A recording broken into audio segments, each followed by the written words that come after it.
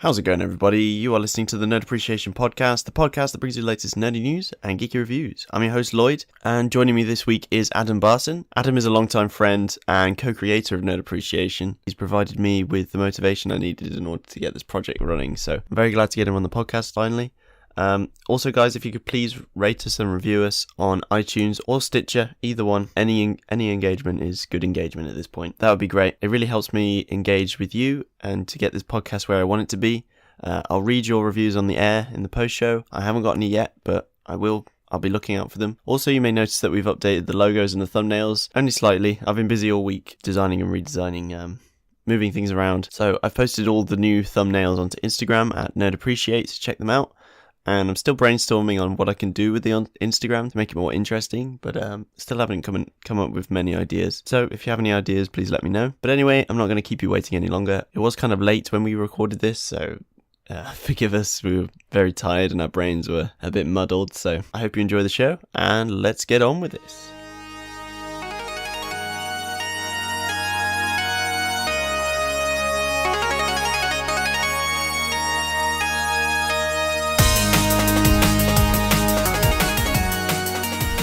So, Adam, would you like to introduce yourself to the audience for me, please? Hello, my name's Adam, and I am the co-creator of Nerd Appreciation. Well, we say co-creator, but Lloyd is the one who actually created it. I'm just his second in command. And my main focus is usually behind the scenes of Nerd, rather than on the page all the time. You can find me at Barson Adam on Twitter, or my YouTube channel, Buddha Gaming, with not a lot of action happened on it recently, but hopefully sometime in the future more stuff will be coming on there. And I'll put links to that. There's some good videos on there, like some good games you've been playing on there. Some of the old videos weren't too bad. Once I decided to get the hang of it a bit. Yeah, man, it's cool. So yeah, you'll be doing stuff like that in the future, and I wanted to get you on the podcast, because yeah, you've been a massive help to me behind the scenes. So let's get you out there. Yeah, we have been planning to actually get me on the podcast for quite a while now, but yeah, we're gonna have you on a special episode in a couple of weeks anyway. It probably won't be the same format as this, but I'm gonna have to have a think about that, see what we can do. We got things coming. Yeah, there's some stuff in the pipelines. Maybe we could try a video, I guess. I don't know. We'll see what happens. Plan on testing with new things. Yeah, and seeing. I mean, I'm currently scripting 2 different videos at the moment. I got a new camera recently, so that's going to be going on soon. So hopefully I can pump that out in a couple of weeks. But yeah. Well, we never know. We never know. But I want to try and actually get on with this, because this project it means a lot to me. Yes, as we all know, Lloyd takes a very big pride in Nerd, and the work he puts into it is immense. Well, I don't know about that. So if we're done with the intro, we can do some what you've been up to. So what have you been playing recently? At the moment, I've been playing Defiance, because I recently bought a Defiance 250 out, which I'm pretty sure is the same as it was on the Xbox, just a little bit better graphics. Yeah, I played it a couple of years ago, and I remember you playing it, and yeah, so I'm trying to download it again. Yeah, I did play a few years ago, but I never fully put the time into it to actually advance it on it. Yeah, but this time I have been. It was on the. Did we have it on the Xbox 360, or was it? Was the Xbox One out?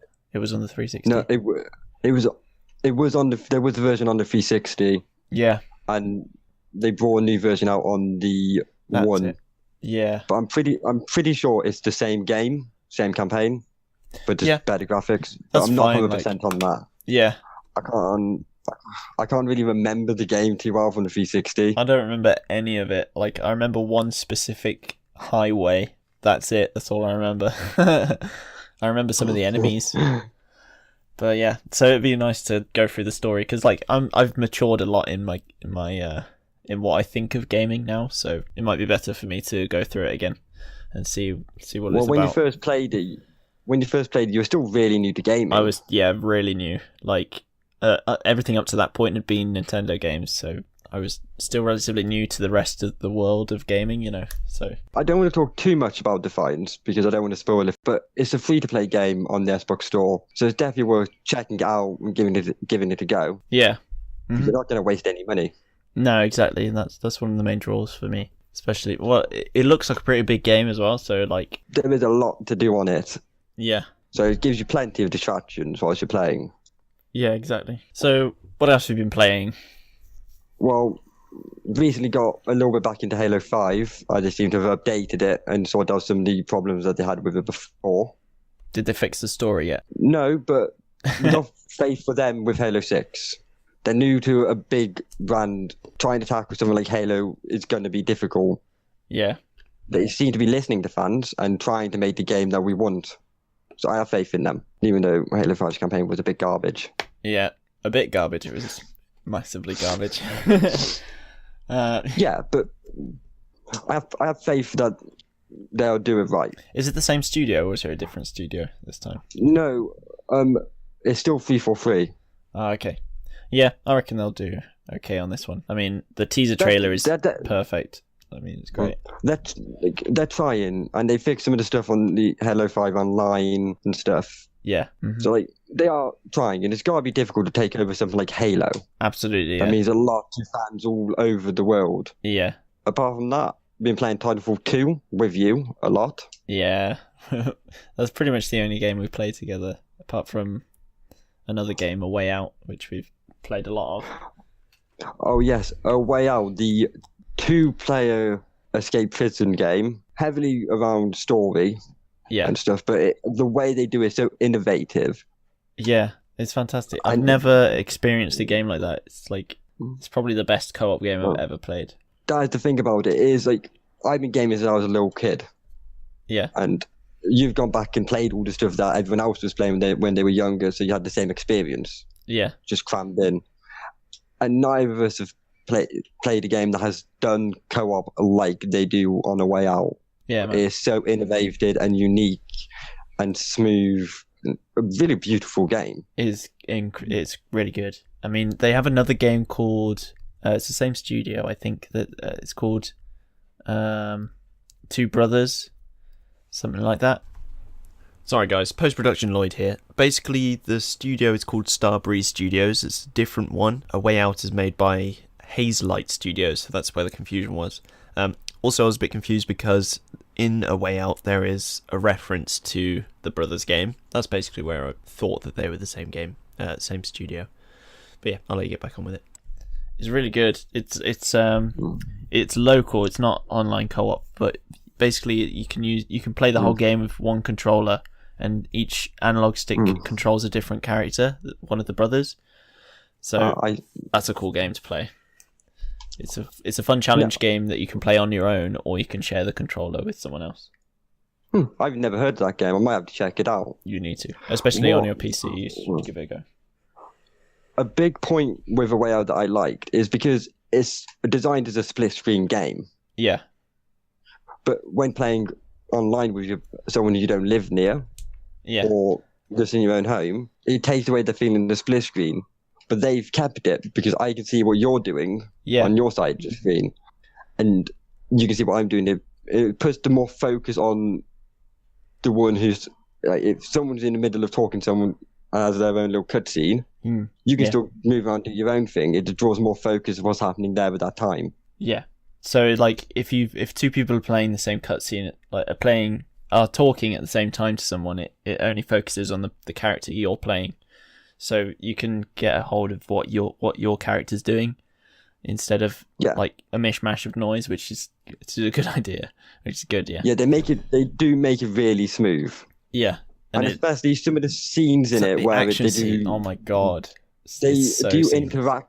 They do the interactive cutscenes, which seems to be a lost art in a lot of newer games now. Yeah. And obviously, there's two of you in a cutscene, so your characters end up taking it in turns. But the way they do it and switch between who's controlling and what's happening is so smooth. Yeah, I'm getting chills just thinking about it. But like the first instance of that in the beginning of the game in the prison yard when you're having that fight, we both of us were just as excited at that moment as we were at the very end of the game when something similar was happening. And like I haven't played a game that's kept that much of my amazement, you know, all the way through, like since The Witcher, to the point of like that big. you just sent. Because another good thing is, if you and a buddy want to play the game, and your buddy can't afford it, if you buy the game, they can download a trial and play the whole game with you for free if you own it. They just don't get any achievements. Yeah, that's one downside, but like for the level of co-op that it is, it's definitely something you need to experience. And you can, if your mate buys it, you can play with them for free. Yeah, you can't complain at not having achievements when you're not paying for a game on that level. Exactly. And there's multiple endings as well. Yeah, so I've sent the game to you, so we're going to try some of those alternate endings. Yeah, we're going to go through it and try and do things differently the second time. Yeah. But in a way that I get the achievements whilst playing it. We still need to decide if we're going to swap characters, because I think like the characters that we chose are pretty in line with who we are. Yeah, and I would like to switch characters for the base of getting the feel, but then I don't want to switch characters. Yeah, like I like my character. It's like, oh, this actually feels like me. Yeah, we both felt like that. I mean, not until the twist at the end, which we won't spoil, but yeah, for the most part, we were like, holy shit, these characters are exactly like us. And really we both agreed. We're like, yeah, that is you. That is what you do in that situation. Yeah. Yeah, so mine was like a straight man and like completely by the books, you know, doesn't do anything against the law other than the fact that he's in prison. No, it's a good game. And then there's my character. Yeah. Still a good person, but it's more rough around the edges than the new players. Uh-huh. Not to give too much away, because it's based a lot on story, so you don't want to know too much before going into it. Yeah, and since that is the case, I think we'll move on. Definitely, or we'd be here forever talking about that game. Yeah, I just want to gush about it constantly. Did you know that EA didn't get any profit off that? Good. It's an indie developed game. EA published it, and they got no return on investment.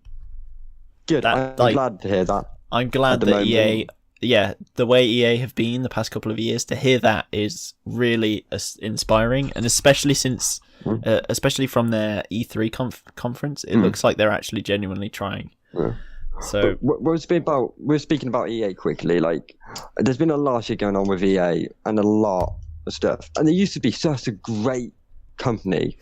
Yeah, I still love seeing their names on the game, like the games they published, but at the moment, it does feel like everything they bring out is a curse, and just part of it feels like EA's ruining gaming for me at times. Yeah, it just comes across as lazy and money grabbing, especially with the shit that's been happening with Star Wars. But you earn less money that way. I know. By being money grabbing, they are earning less. If they gave the fans what the fans want, the fans will pay. Yeah, well, it's not that they're earning less, it's like they could potentially be earning so much more if they actually took the time, you know? Yeah. So... It's going to end up, people are just going to boycott them if they carry on. Yeah, I've had those moments. But unfortunately, they own Respawn, so like that takes Titanfall out of the loop. Yeah, it's difficult because of how shit they actually own. Yeah. So I've been playing Monster Hunter World. I recently got back into it. I've managed to finish some of the campaign that I was stuck on. I was stuck on Negigante for a long time, so I managed to beat him, and now I'm just up to the next challenge, which is Monster Hunter's MO, really. It's like preparing for your next fight. Well, yeah, I played some of the Monster Hunter with you. Yeah. Before, sadly, I haven't had all the time in the world to be able to play everything and try to keep up. Yeah, I mean, the problem with Monster Hunter is like, it is you have to work for it. There is a lot of preparation that goes into like preparing for a fight. You have to really do your research in terms of what equipment you're going to need, you know. Yeah, don't get me wrong, it's an amazing game. It is can be a bit repetitive at times. Yeah. And makes you work for it. Definitely. a little bit, but in the end, it pays off. Yeah, big I was time. saying the exact same thing to Matt the other day. It was like, it's like, it makes you work for it, but that feeling of killing or capturing that monster is so amazing, and you're like, oh, I've done it, I've achieved something here. And that is definitely worth the amount of time that you spend running around a field looking for spider webs. Like, it's really great. What I learned with the game, being a pretty all-round gamer and a good gamer, not as good as it used to be, but like games aren't too difficult for me. Yeah. Like, most games I can blow through pretty easily. But with Monster Hunter, when I first played it, I could, not for the life of me, even do the first bit. I kept dying over and over until I just all I did was change my weapons. Yeah. And it was so much easier. Yeah, that's the thing. Like, the amount of people, me included, when I first picked up a Monster Hunter game, it was Monster Hunter Try on the Wii. I hated that game. I still own it. It's actually over there. I hated it because I just didn't understand. I just thought it was a hack and slash, but it's not. It's so much more, and I didn't realise that until Monster Hunter World. I've bought every single Monster Hunter since Try, and I've genuinely wanted to give it a go and see what this game is about, because it looks like, the feel of it, the idea of it is great, but I just didn't understand it until World came out. And I played World, and I went back to the other games, and I was like, holy shit, this makes so much sense to me now. You know? The weapons play differently. Yeah. The combat's the same system, but the way the weapons plays, there's a big change in it. Yeah. So normally in games you pick your class and that determines how you fight. But in this case, you're just a blank slate, and your weapons and your equipment are determined, like, the determinant of how you fight, you know. And it does change it a lot. It's very big on, you gotta play with what you're comfortable with. Definitely. Yeah. It's not, I don't think it's one of the games where you can just play as every single No. weapon. You could definitely try, but, like, yeah, it's going to be a challenge. I'm sure there are some of you out there that can do that. Yeah. Or have the time to do that, but that's going to take time to get used to all the different fighting. But there's no point, because there's like 14 weapons, and then you have to upgrade each one of them and get different. Like, you'd have to, the amount of fucking hunts you'd have to go on just to upgrade all of those weapons. What bit of armor go better with it? Exactly. Some of you want more speed. Yeah. And some of you want more defense. Yeah. So it behooves you to pick one or at least two weapons. But you need loads of different armors Absolutely. for that one weapon. Yeah. So if you go with all the weapons, you're going to be there with stupid amounts of armor. Yeah. Yeah. And trying to upgrade all of it will just be ridiculous. I struggle to upgrade it when it's 2 or 3. Yeah. I cheat and stick to one and wing it. Yeah. So you could do that, and then you just grind the game for a bit. Just continue the story without leveling up. You won't really need it until you get to higher rank. That's when you want to start concentrating on armor upgrades. But for the most part, it's the same thing. You're grinding for your next set of armor, and it is a basic loot 'em up. But this is where this sort of genre was born from, is the Monster Hunter world. Like, this was one of the first games that implemented that idea, so it's not derivative. It created the genre. So I don't know. It's a better Destiny. It's better than Destiny. Yeah. I wouldn't call it an MMO. It's not an like MMO. Destiny tries to be. It's not. It doesn't try to be an MMO. It knows it's not. It understands what it is. Yeah. And it's an open world game, but not an open world game, but it does have borders and stuff. This is the first.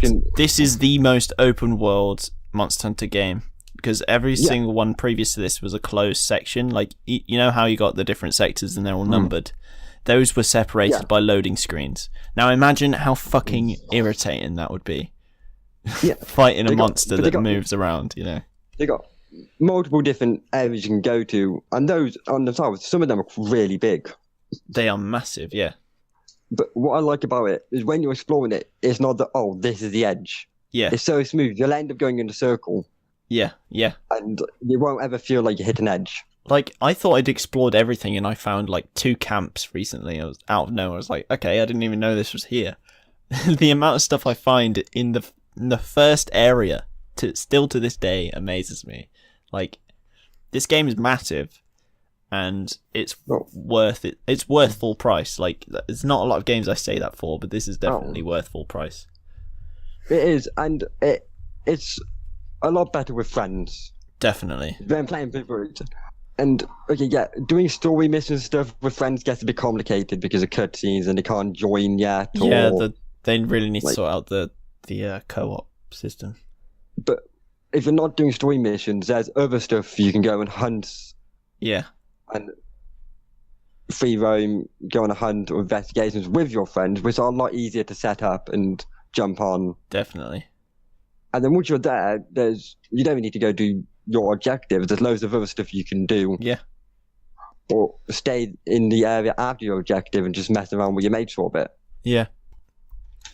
So yeah, I'm glad I've gotten back into Monster Hunter really, because yeah, I spent about 5 months just not playing it, but that's mostly because of the wall that I hit. So yeah, I'm fully back into it now.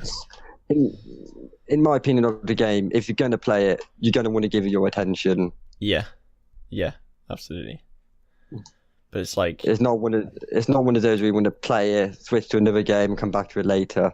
yeah, I mean, I tend to do that. I generally play games in the background anyway. It's sort of just something for my hands and my eyes to do while I'm listening to something else. Oh, you But always have different random games you end up playing, yeah, but if you're going to play, I believe it should be one of your main ones, in my opinion. you should know what you're doing. Like, you don't want to go on a hunt and then suddenly realise you've forgotten your trap tools and spend 20 minutes going back to your box to go get your trap tools back. Which is the reason I've not been playing it at the moment. Yeah, but like this is the best it's been, because like before that you couldn't just go back to your tent. You had to quit the session. You'd have to quit the quest and go back to the main hub. So it was a massive pain in the ass in the past to do that. So it was, and again, with these other games that bring your faith back into gaming, A Way Out, Monster Hunter, they're offering you something that the other games aren't doing at the moment. Yeah. Rather than random games all being the same all the time. Yeah, they could have easily just like put a paywall on Monster Hunter and made it a Destiny clone, but they didn't. They actually made an impeccable game, and and a different experience than you get from the other games that are coming out at the moment. Yeah, absolutely. And along with, as we talk about what we're playing, it's an old one, but a great classic. At the moment, as we speak, I'm currently playing Halo Reach. Cool. Just running through the campaign with no sound to give myself something to do. Yeah, I like Reach, but I can't stay gripped with it. I've played a fair bit of the campaign. Yeah, but we played it different times. I played when I was in school when it was just one of the big games.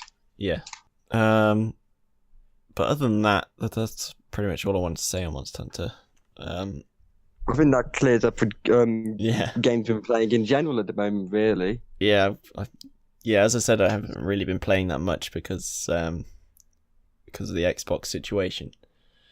And we're waiting eventually more good games to come out while I was in crap. Yeah.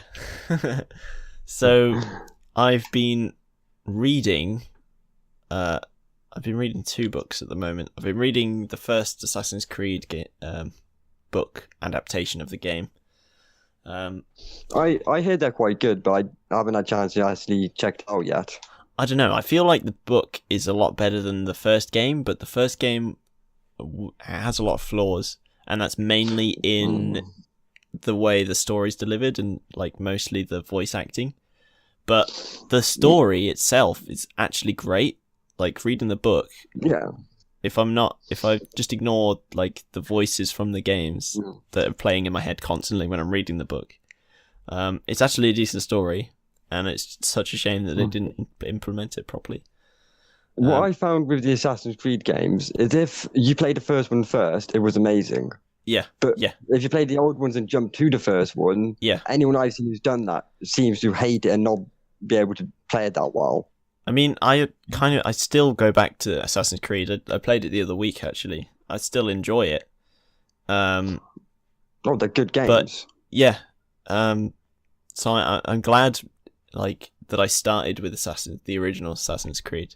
As a franchise, I've spent the most money on that franchise. I've bought every single game from that franchise. So, but you can see why back then I told you make sure you play the first one first. yeah, and I'm glad I did, because actually it is probably one of my one of the games that I actually hold on quite a high pedestal, despite how like shit it is. Doesn't matter. I enjoy it. That's all that matters. Really. But that's what it's all about. Gaming. It could be the world's worst game to most people, but if you like it, you like it. You shouldn't be ashamed of what you like. Absolutely. And if they remake the game in the current engine, mate, I'll jizz my pants. with the upgrade of how the combat's got a lot better. Yeah, actually. And if they put that combat in the first one, oh my god, that would be an amazing experience. Yeah. That's all I wanted. That's all I wanted from the Ezio collection. I wanted them to actually remaster it. Do you know what remaster means? Because it's not fucking twice the frame rate or whatever else they did with it. They did nothing to that game. They just compiled all of the games and put it on one disc. That is not a remastering. Yeah, well, no. Like, when they remastered Halos, and you can switch back from the new graphics to the old graphics. Yeah, like Halo Anniversary and Halo 2 Anniversary. That's a remaster. Yeah. Ocarina of Time on the 3DS, that's a remaster. But doubling the frame rate is not justifiable of a remaster, Well, not all. But we are getting a bit off track because we did move away from games to books. Yeah, sorry. So, yeah, the Assassin's Creed book is actually really good. And I've almost finished it. Let's see. How far am I? Let's have a look. So, yeah, I'm at the bit where Altair has found out that Al-Mualim is a Templar the whole time. So, spoiler alert. Spoiler alert from a fucking 10-year-old game. But, yeah, so it's cool. Yeah, I'm really enjoying it. But other than Assassin's Creed, I've also been reading a bit of The Revenant. I mean, I've watched it as well. I watched The Revenant recently. I've seen the film, but I haven't read the book. Yeah, I mean, the book is a little... I'd say go for the movie instead, because the book is a little different. Yeah, I haven't tried the book out, but I did enjoy the film. The way it reads is a lot different to how the way I see the scenes in my head when I'm reading the book is a lot different to the way it pans out on the screen.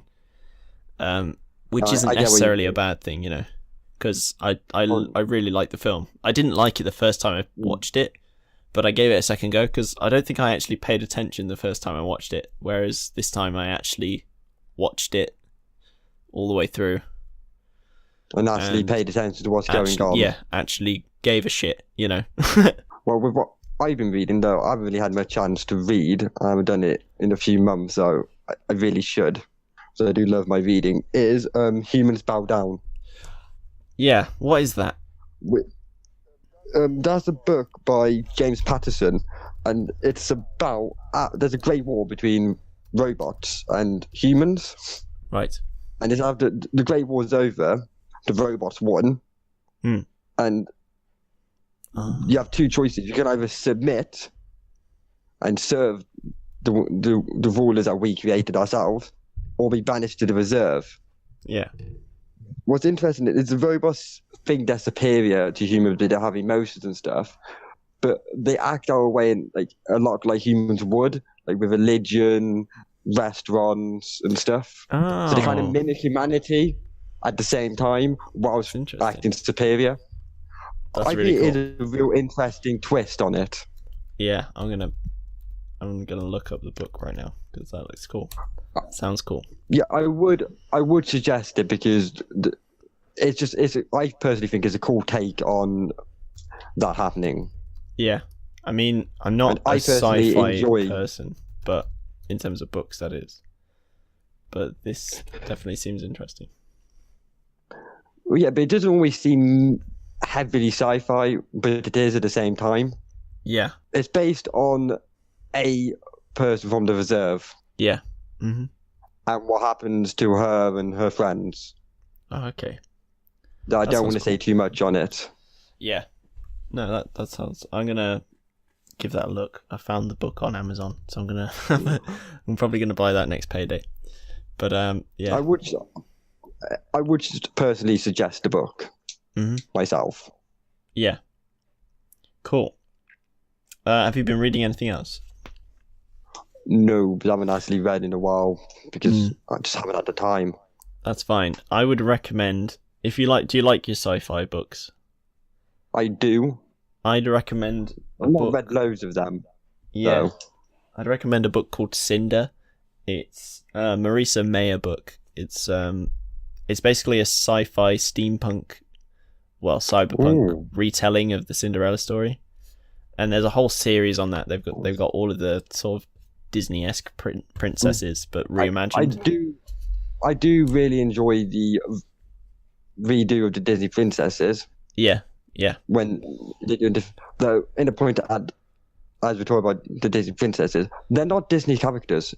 No, they're not. But they're created by the Grimm brothers, and they were horror stories to begin with. Yeah, there's a podcast I listen to called the Myths and Legends podcast, and they're like, they tell the original stories with like a funny sort of twist, so it's modernized to make sense.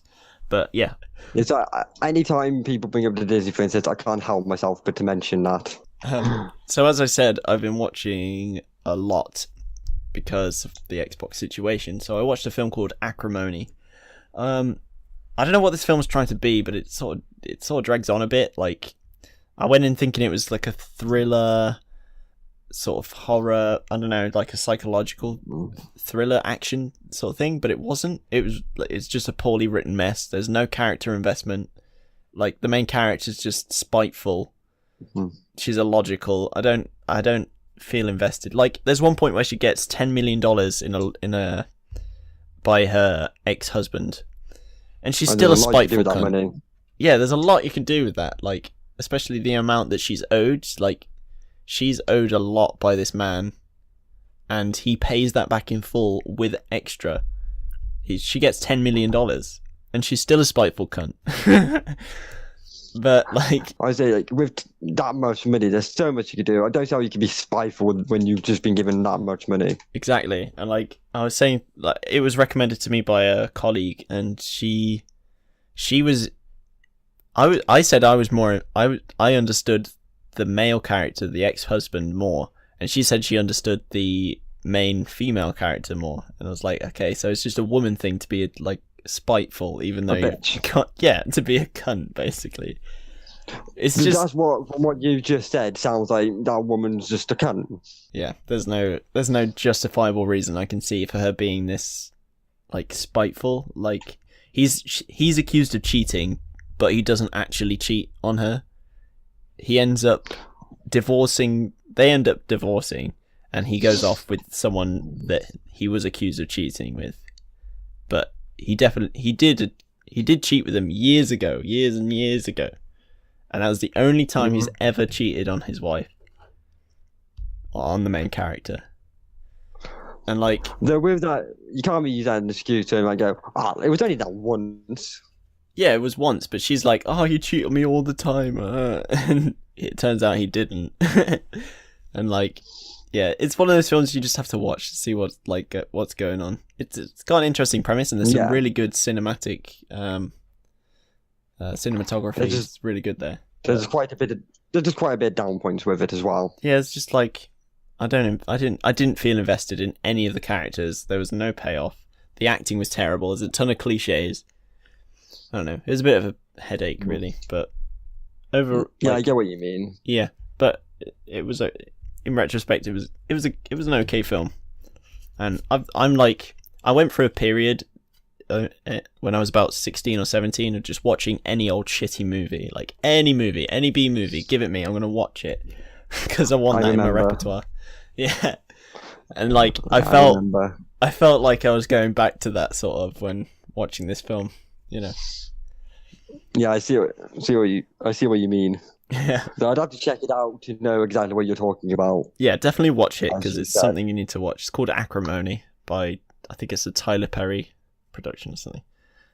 Yeah, definitely watch it. But yeah, there's a lot of issues with it. I've also been watching John Wick. I just love that One film. or the first one?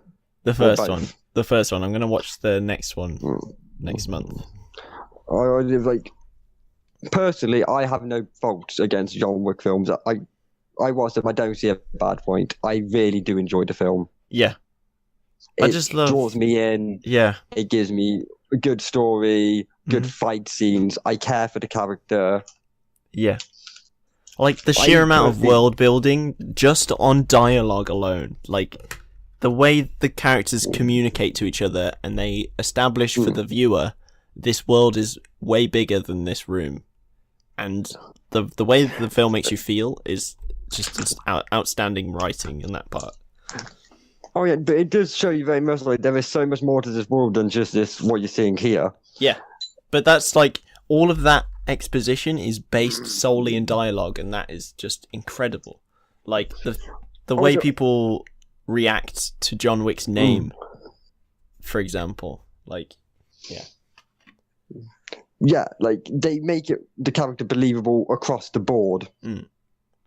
Even when someone mentions his name, he's not even there. You see their face. Yeah.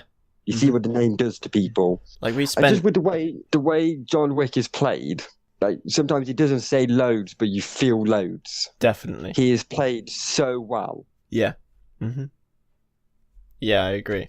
Like I was saying, it's the amount of world building based on dialogue, but the amount of words that aren't said, but so much story is told, is just another thing in and of itself. Like, Oh yeah, you could miss so much by just getting up and going for a piss Yeah. and not pausing it. Yeah. You could miss stuff. Absolutely. Even if you could hear it, you still miss loads. Yeah. It's just this film is gonna age so well, like fine wine. It's gonna be great in years It's one to of come. those films where you watch it and you go, yes, that was a great film. Yeah, absolutely.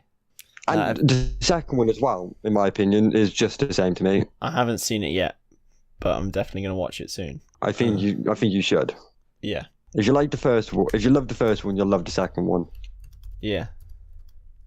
Cool. It's in my list. Is there anything else you've been watching? I started watching Good Girls on Netflix.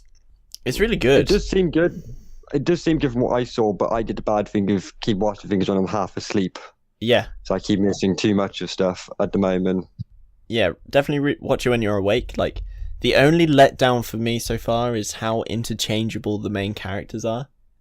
Like, I don't feel like the characters are unique enough.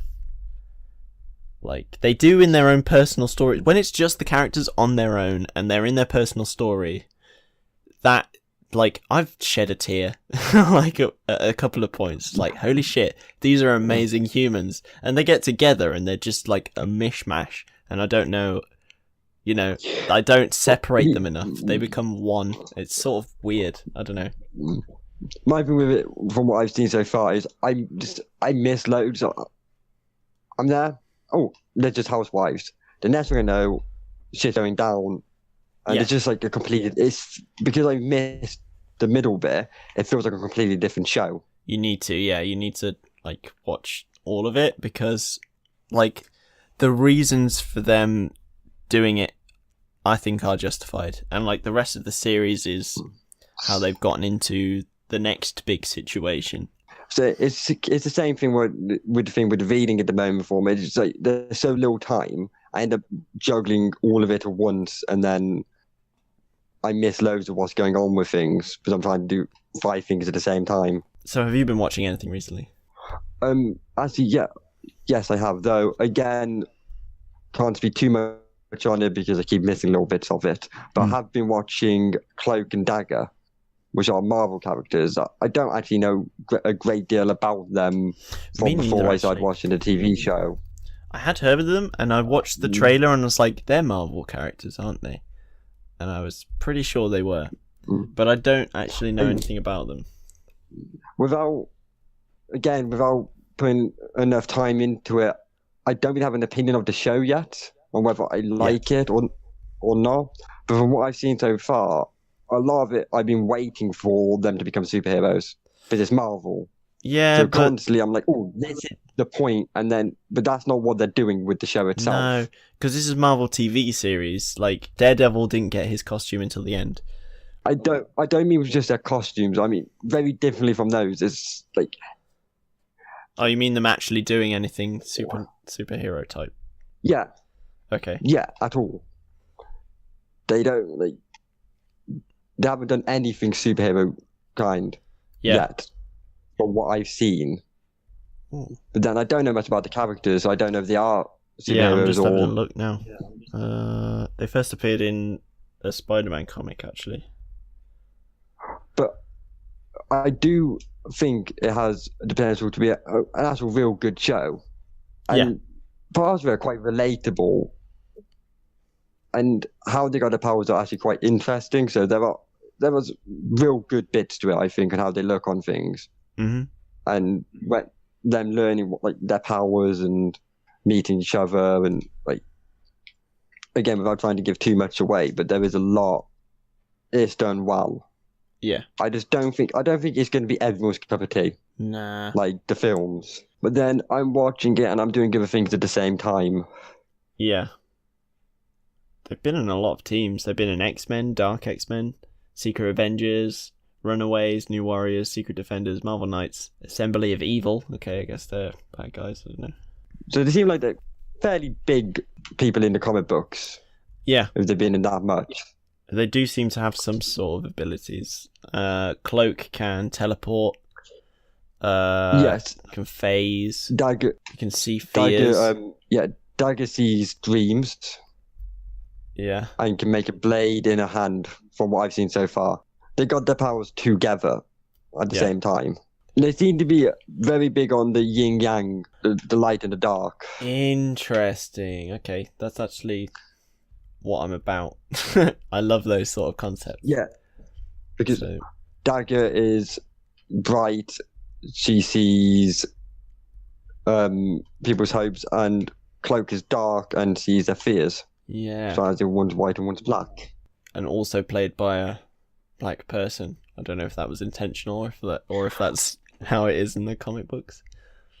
I don't know if it's a little bit ironic. Yeah. Not that it's a bad thing. No, it's not. I don't really care. It's just funny. It's just just light, dark, white, black. It's that's kind of ironic. It's just a bit too on the nose, isn't it, really? Yeah. I think they played the part well, though, from what I have seen. Yeah, that's pretty much it, to be fair. You were going to say something about clearing up your YouTube videos, I think. Oh, wait, yes, because a few years ago when I had the equipment before circumstances changed, I did start my YouTube channel. Yeah. Though I did get a load of random bad content on my channel. Yeah, so we all do some of that. This year, going on to next year, I want to try and get the equipment and get back into it a bit more. Yeah. So I was more focused on cleaning out the stuff on my channel, which is the content that is not what my channel is about. Yeah. So that's been a little bit where my focus has been at the moment. Yeah. Get yourself a capture card, and then you're golden. Maybe a better mic. Like an external there's a few microphone. bits and bobs I want to get to do it right, so it's not going to be anytime soon. Yeah. I don't think. That's, when I do that's the same that I did. It wow. took me years to build up my the amount of equipment that I've got. Yeah, it takes time. Absolutely. And if you want to bring out decent content, you're going to want decent equipment. Definitely. But you can cheap out.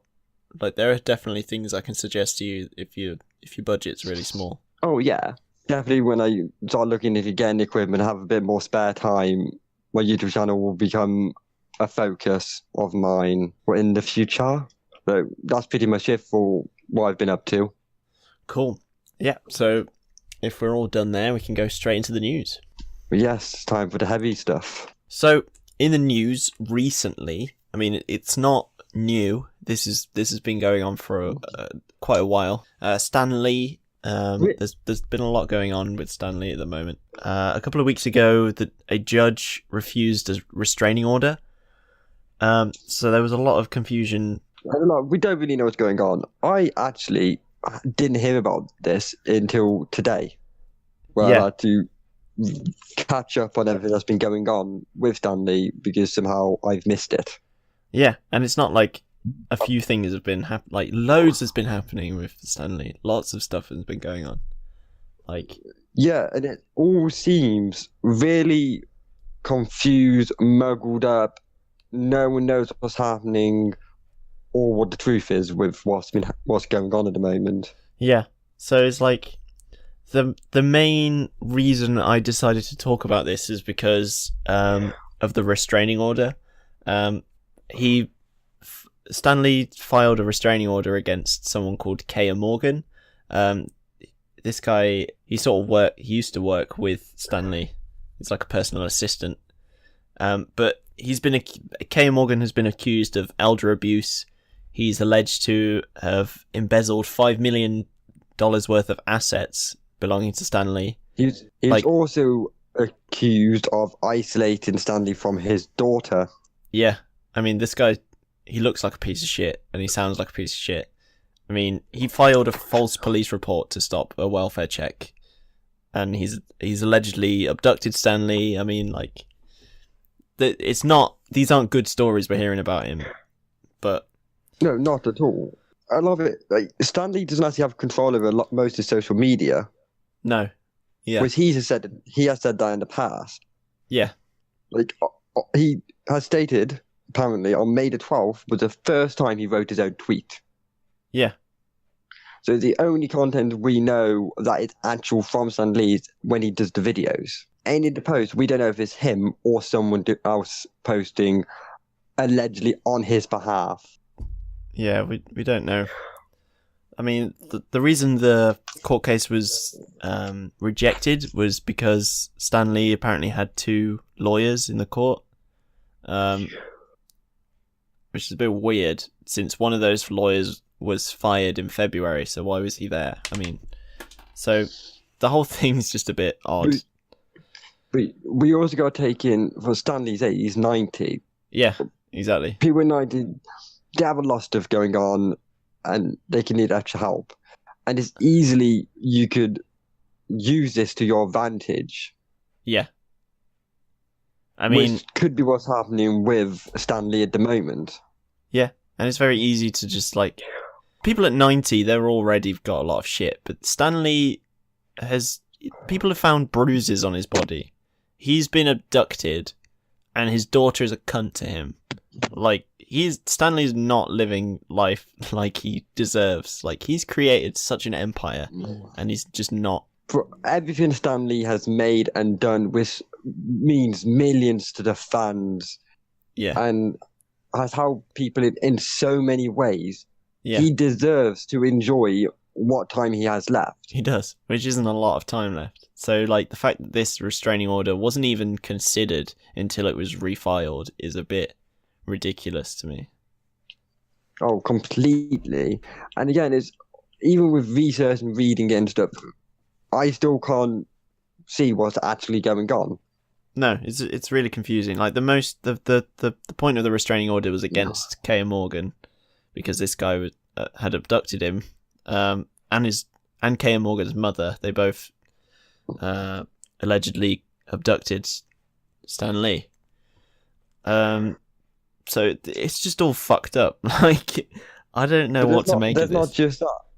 There was he recently dropped his $1 billion lawsuit against Power Entertainment. Yeah, I don't know what they do. I don't really know anything about them. He co-created Power Entertainment. Right. And was suing CEO Shane Dusty, I think, not represented on the last name, and the co-founder. Apparently, they fraudulently stole a document in which gave them exclusive right to his likeness and identity. Right. To do with the company. Mm. And they're the ones who has control over his Facebook and stuff. But then that was dropped, and there's been posts saying that they're all fine and working together. But yeah. Really... Again, we haven't heard that from Stan himself. Yeah, that's what I was about to say. From posts on his social media, which we know he doesn't have full control of. Yeah, so it's a bit stupid, isn't it? I don't really... This whole thing is just really confusing. Like, I had to do a lot of research, and it's all grey to me. I don't know what's going on at the moment. A real big part of it is we don't actually know the truth. And I think it's going to be like that for quite a while at the moment. Yeah, I mean, the hearing for this restraining order isn't happening until next week, so it's been up in the air for a couple of weeks now. So it's still... Stan Lee could potentially be in danger if this doesn't go through, or even right now as we speak, he's not necessarily in the safest position. No, not at all. And for the fans sat worldwide and stuff, reading about this happening to someone like Stan Lee, it's not easy. Yeah. Stan Lee's done, it means so much to so many people. Yeah. He's an icon in and of himself. Like, it's really disheartening to hear that someone who's spent like most of his life devoted to this project that he's doing, only for this to happen. Like, yeah, he spent all his life doing something he loved and for the fans. Absolutely. Like, he's someone who got it right the whole way through, in my opinion. And instead of being rewarded for his hard work, it looks like he's been shut on. Yeah. Yeah, he absolutely does not deserve any of this. And I don't know what's happening. I just hope he's safe. And there is so many different allegations, different things, different people that's been going around. Yeah. You don't even know. It's hard to even close on what is the main focus that's happening with Stan Lee at the moment. No, and since Stan Lee himself isn't, nor should he be coming out and saying that any of this is true or false. Like, he shouldn't be, like, there's legal reasons why he shouldn't be saying stuff like that. But, like, we just don't know the truth, and I don't know what to make of this. I'm going to wait until the hearing that happens next week, so I'm going to keep an eye out for that. And hopefully that will shed some light on the whole story. Yeah. So, yeah. I don't want to go on about this too long because as we keep saying, we don't know a lot about this at all. So I'm gonna do my research and everything we know is just apparently, allegedly. Yeah, there's a lot of alleged and a lot of hard facts. Absolutely, yeah.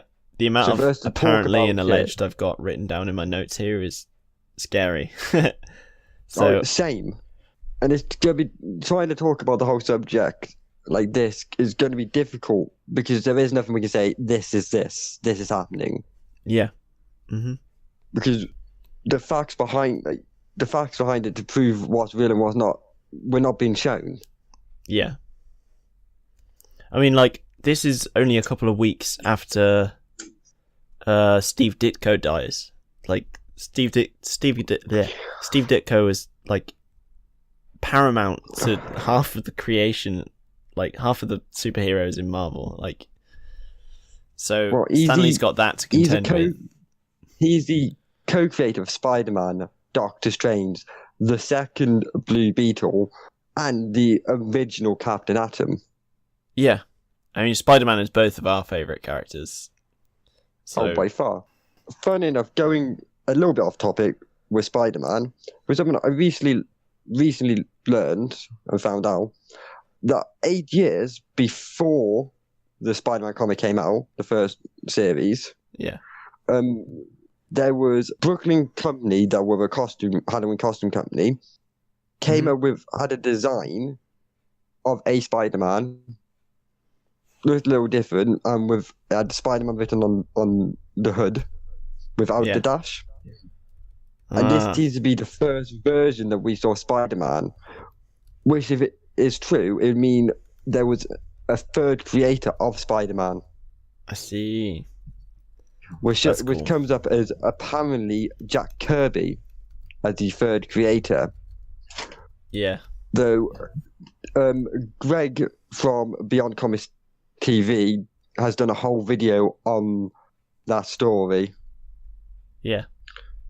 and show some evidence in there to prove the thing about Jack Kirby as well. Mm. So if you're interested in finding out more of the unknown history of Spider-Man, I would check that video out. Yeah, that's just a random thing that I found out today.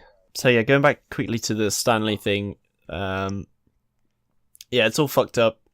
I recommend watching a video by The Quartering. He goes over it pretty much in detail. He links like the legal court case, things like that. So go and watch his videos.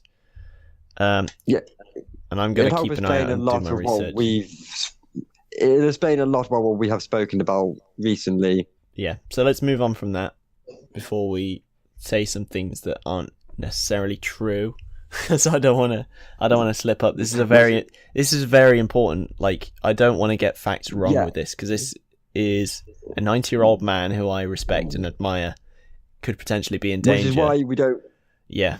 Which is why we're being so careful talking about it and not trying to go into too much details. Yeah, I don't want to give false facts to people. Like, I believe he's in need of help, like financially, whether that be financially or just supporting in general. Like, this guy needs help.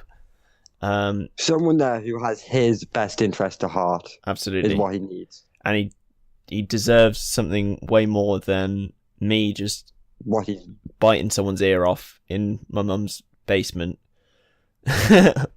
So, yeah.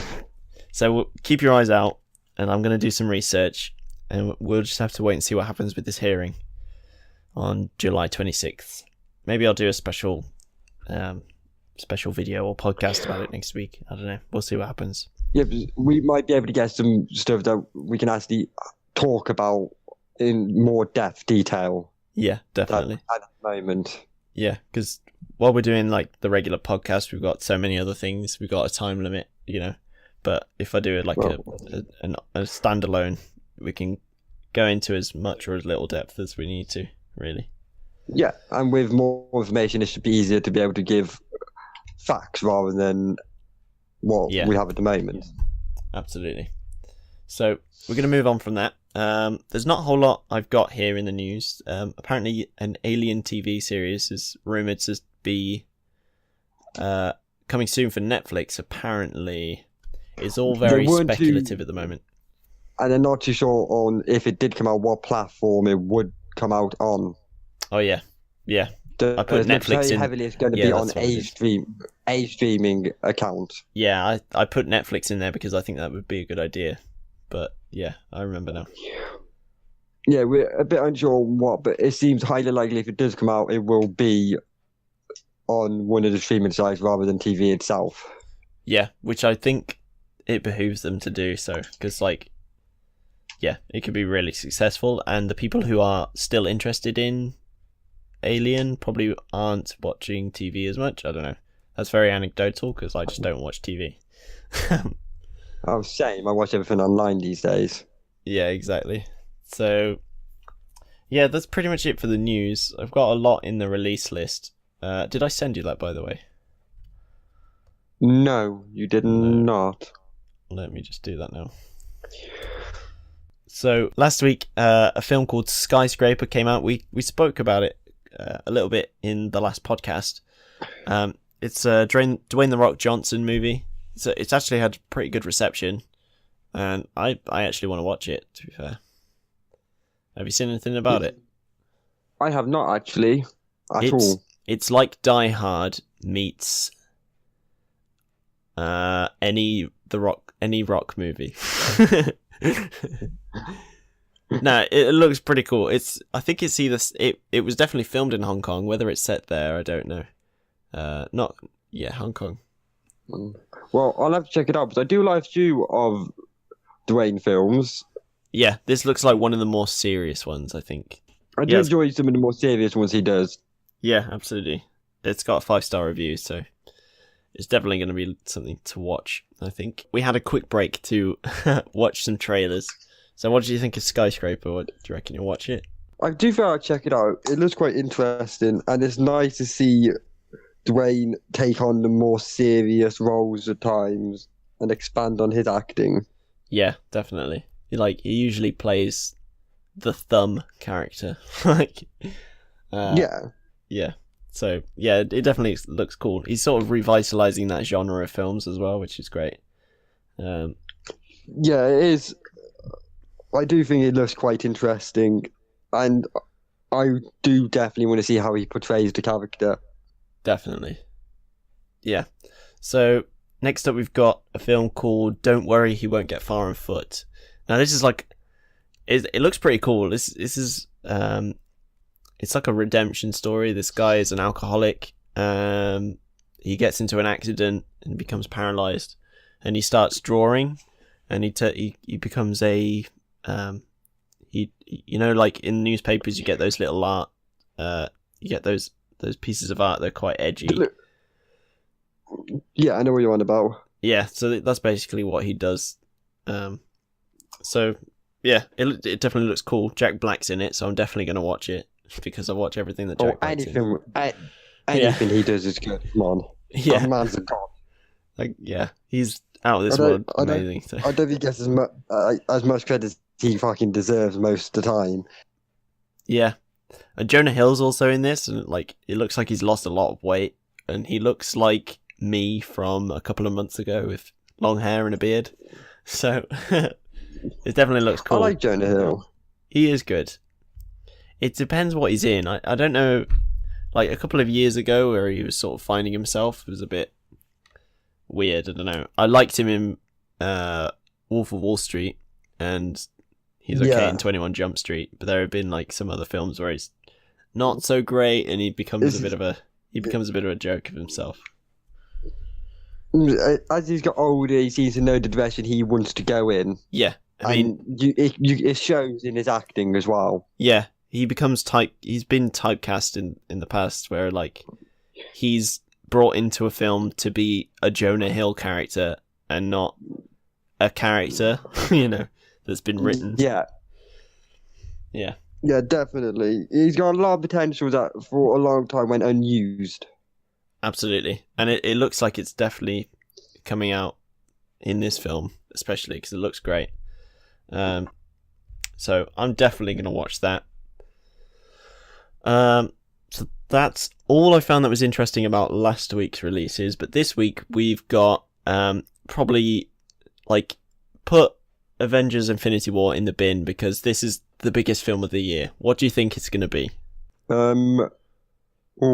The Equalizer? No, it's Mamma Mia 2. What? I'm out. I legit want to watch this. Like, all jokes aside, I want to watch it. Just because I love the main character in this film, the person who plays it. I've forgotten her name. When Mamma Mia came out, unwillingly, I saw it 5 times at the cinema because of other people. It's an alright film. It's not bad. You've got to like Mamma Mia, I guess. Do I? No, you've got to like it to watch the film, I mean. No, yeah. Yeah, to enjoy the film. So I was like, Lily James is playing the main character, which I just love everything she's in. She plays the love interest in Baby Driver, and she's in other films which are also good. She's just very pretty. If you like Mamma Mia, then you should check it out. Yeah, I mean, I'm impartial to Mamma Mia. I'm impartial to ABBA, but I'm definitely gonna watch it.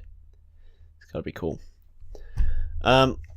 So yeah, next up we got Equalizer 2, Denzel Washington. I haven't seen the first one, but I definitely remember wanting to at the time it was out, but I never got around to it. Have you seen it at all, the first Equalizer? I'm pretty sure I have, but I've seen so many films sometimes, it's difficult to keep track of what I've watched and what I haven't. That's true. So I'm gonna try and watch that first one. I believe I thought I saw it on Netflix at one point. Could be wrong about that. But yeah, I'm gonna try and watch that next month. Yeah, so the second film's out. From what I saw from the trailer, he's a Lyft driver. That was the main clickbait on the thumbnail.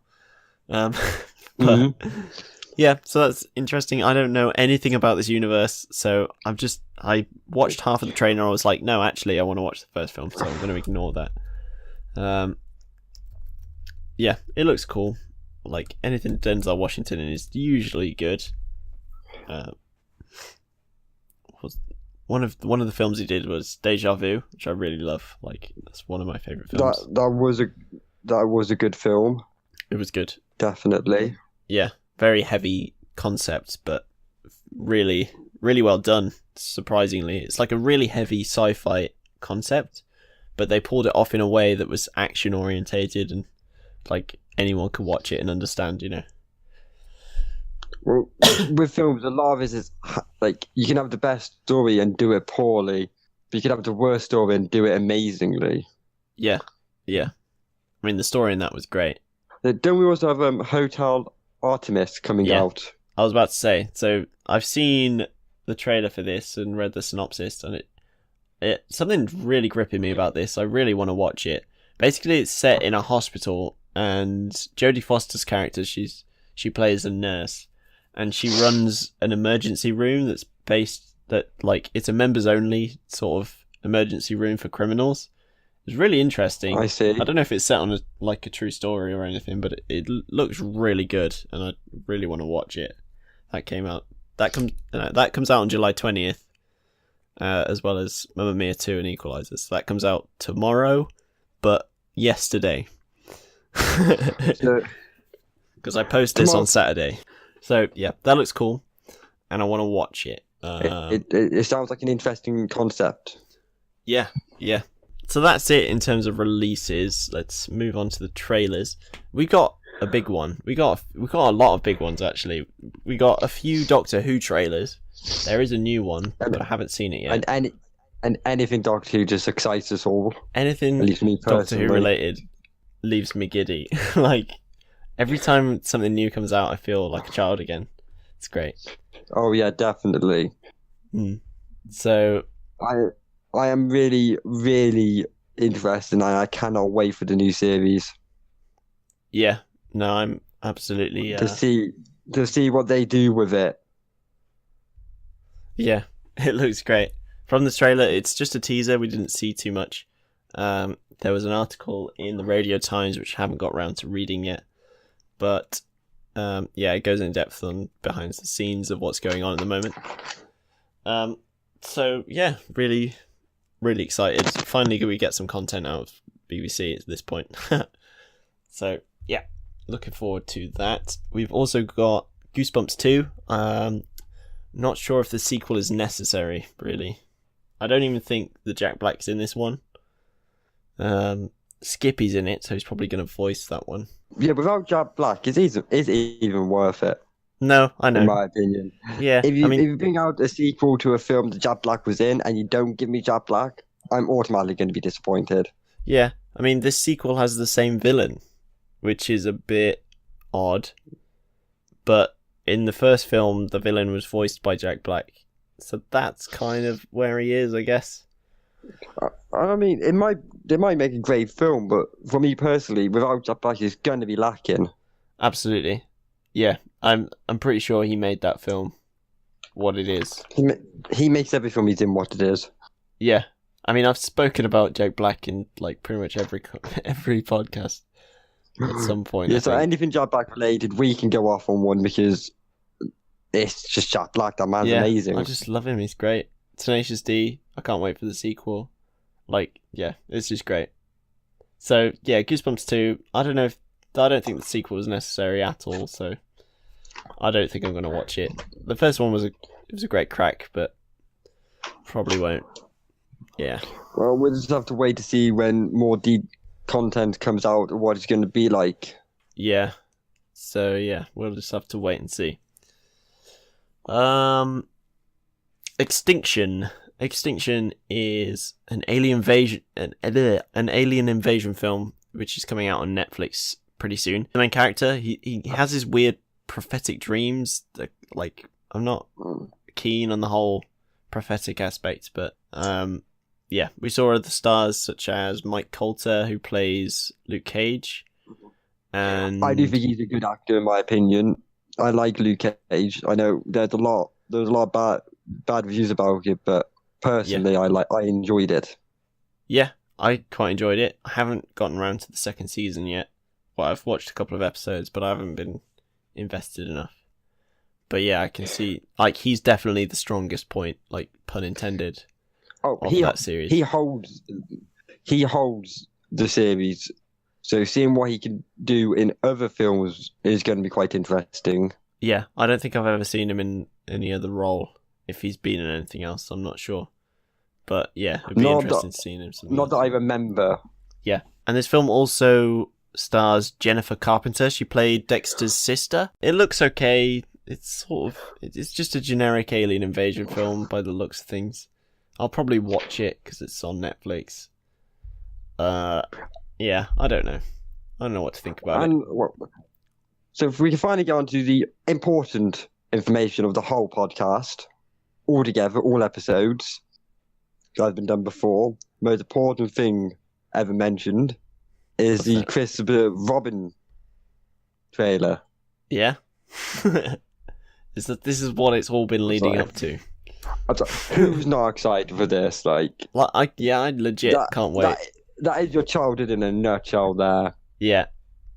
I mean, it's got some pretty big names in there as well. You've got Ewan McGregor. And hopefully they do a sort of modern-ish twist on it. Not necessarily modern, but they update it. I don't know. Yeah, it'd be cool. It seems so interesting from what I've seen about it so far with the trailers. Yeah, it sort of reminds me of Hook. Yeah. Yeah, because Christopher Robin's grown up.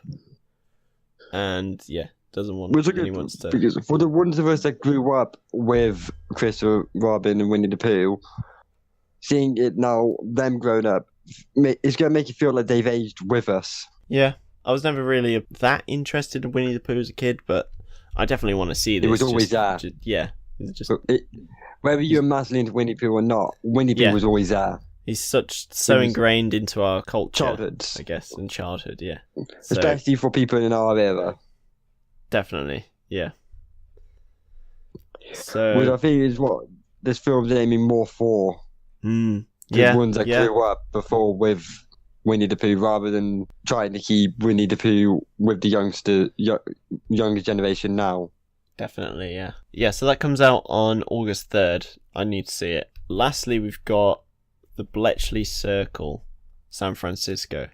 This is like it's kind of like a female detective drama series on ITV. It's coming out next week, I think, unless it's already going on. It looks really interesting. Oh, we're on season 2 already. Okay, so the second series is coming out. See, I haven't heard anything about this myself. No, I hadn't heard about it until yesterday, but just from the trailer alone, it looks really cool. You said season 1's already out? I believe so. Let me just double check that. From what I see here, it does say it. Season 2. But well, then maybe I did check out the first season if that is out. Yeah, but because it's ITV, you can never find it. Yeah. Yeah. They don't always make it the easiest. No. Oh, so, yeah, DVDs are still a thing. Yeah, those outdated relics of history. Who owns DVDs anymore?